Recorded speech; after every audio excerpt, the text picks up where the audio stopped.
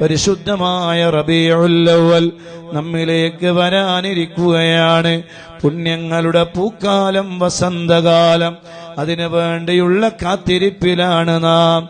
അതിനു വേണ്ടി തയ്യാറാവുകയാണ്. ഓരോ വിശ്വാസിയുടെയും ഖൽബ് ഓരോരുത്തർക്കും റബീഉൽ അവ്വൽ കടന്നു വരുമ്പോ എന്തെന്നില്ലാത്ത ഒരു ആനന്ദമാണ്, എന്തെന്നില്ലാത്ത സമാധാനമാണ്, എന്തെന്നില്ലാത്ത പ്രതീക്ഷയാണ്.